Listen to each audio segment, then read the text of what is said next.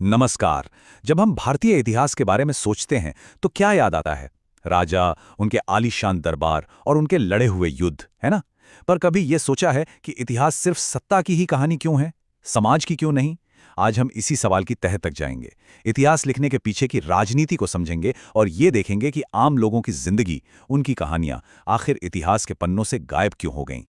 हम सबने स्कूलों में इतिहास को कुछ इसी तरह से पढ़ा है ना? एक राजा आता है, उसका दरबार होता है, फिर एक बड़ा युद्ध होता है और शासन बदल जाता है। ये ढांचा इतना जाना पहचाना है, इतना कॉमन है कि हम ये सवाल करना ही भूल गए कि क्या इतिहास को देखने का कोई और नजरिया भी हो सकता है। और यहीं पे आज का हमारा सबसे बड़ा सवाल उठता है, क्या इतिहास सिर्फ और सिर्फ पावर की कहानी है या फिर इसमें समाज की, आम लोगों की आवाज भी शामिल होनी चाहिए? ये सवाल अपने आप में इतिहास को देखने की हमारी पूरी पारंपरिक सोच को चुनौती देता है। तो चलिए इस सवाल का जवाब ढूंढते हैं।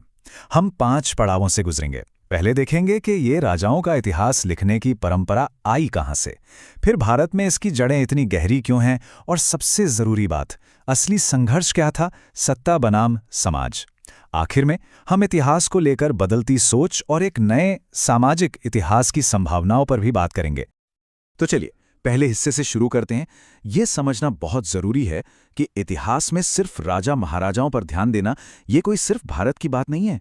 ये तो आप कह सकते हैं ग्लोबल ट्रेंड रहा है, पूरी दुनिया में ऐसा ही होता आया है। अब सवाल ये है कि ऐसा क्यों?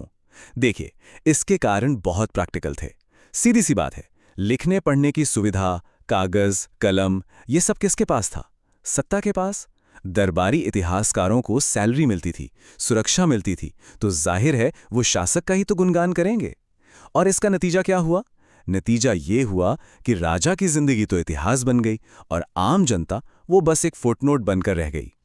ठीक है, ये तो हुई दुनिया भर की बात, लेकिन भारत में ये जो सत्ता केंद्रित नजरिया है, ये और भी ज्यादा गहरा क्यों हो गया है? चलिए इसके पीछे के कुछ खास कारणों को समझते हैं। देखिए, भारत में ये टकराव इसलिए और गहरा हुआ क्योंकि यहाँ ज्ञान के दो रूप थे। एक तरफ था समाज का ज्ञान, जो मौखिक था, यानी ओरल, जो श्रुति, स्मृति और लोक कथाओं के जरिए पीढ़ी दर पीढ़ी आगे बढ़ता था। और दूसरी तरफ था सत्ता का इतिहास, जो लिखा हुआ था दस्तावेजों में, सरकारी रिकॉर्ड्स में। अब जब अंग्रेज आए तो उन्होंने सिर्फ लिखे हुए को वैज्ञानिक और असली माना, और समाज की जो इतनी बड़ी मौखिक परंपरा थी उसे इतिहास से ही बाहर कर दिया। और इस आग में घी डालने का काम किया औपनिवेशिक इतिहास लेखन ने। देखिए, उनका एजेंडा बिल्कुल साफ था, ये साबित करना कि ब्रिटिश राज से पहले भारत एक पिछड़ा, अराजक और आपस में लड़ता हुआ देश था। ऐसा करके ही तो वो अपने शासन को सही ठहरा सकते थे। इसलिए उन्होंने इतिहास को इसी तरह से लिखा और समाज की जो असल जटिलता थी उसे जानबूझकर नजरअंदाज कर दिया। और मजे की बात यह है कि ये विरासत आज भी हमारी किताबों में, हमारी शिक्षा प्रणाली में चली आ रही है। इसकी 3 बड़ी वजह हैं। पहली, स्रोतों की समस्या। सरकारी दस्तावेज तो मिल जाते हैं, पर किसी किसान, कारीगर या किसी आम महिला का लिखा रिकॉर्ड कहां से लाएंगे? दूसरा, राजनैतिक संतुलन। पाठ्य पुस्तकों को विवाद मुक्त बनाने के चक्कर में अक्सर राजाओं और तारीखों जैसे सेफ टॉपिक्स पर ही टिका दिया जाता है। और तीसरा, हमारी परीक्षा प्रणाली, जो रटने पर जोर देती है, विश्लेषण पर नहीं। युद्ध और तारीखें रटना आसान है। तो अब आते हैं इस पूरी चर्चा के सबसे जरूरी और केंद्रीय विचार पर, एक ऐसा नजरिया जो भारतीय इतिहास को लेकर होने वाली पूरी बहस का रुख ही बदल सकता है। अक्सर, बहुत बार भारतीय इतिहास को बस इसी एक चश्मे से देखा और दिखाया जाता है ना, कि ये तो बस 2 धर्मों के बीच का संघर्ष था। पर क्या वाकई में ऐसा था? इसका सीधा और एकेडमिक जवाब है नहीं, बिल्कुल नहीं। असली संघर्ष कुछ और ही था। तो फिर असली संघर्ष था क्या? असली संघर्ष धर्मों के बीच नहीं, बल्कि सत्ता और समाज के बीच था। प्रॉब्लम राजा का धर्म नहीं था, प्रॉब्लम राजा की सत्ता थी। सत्ता जो हमेशा अपनी कहानी कहती है, अपने नजरिए से इतिहास लिखवाती है, समाज के नजरिए से नहीं। इस बात को जरा ध्यान से समझिए। चाहे हिंदू राजा रहे हों या मुस्लिम सुल्तान, दोनों ने इतिहास किसका लिखवाया? सत्ता का, अपनी ताकत का, अपनी जीत का, समाज का नहीं। और इस पूरी प्रक्रिया में एक आम हिंदू और एक आम मुस्लिम दोनों ही इतिहास की कहानी से लगभग गायब हो गए। लेकिन जाहिर है ये सोच हमेशा तो नहीं चल सकती थी। समय के साथ इतिहासकारों की सोच में भी बदलाव आया। अब उन बौद्धिक आंदोलनों पर एक नज़र डालते हैं जिन्होंने इतिहास को ऊपर से नीचे देखने की इस परंपरा को चुनौती दी। देखिए, ऐतिहासिक सोच कई पड़ावों से गुजरी है। सबसे पहले आया राष्ट्रवादी इतिहास, जिसका फोकस प्राचीन भारत के गौरव का बखान करना था। उसके बाद आया मार्क्सवादी इतिहास, जिसने आर्थिक पहलुओं पर तो जोर दिया, लेकिन उसका केंद्र भी कहीं ना कहीं सत्ता ही बनी रही।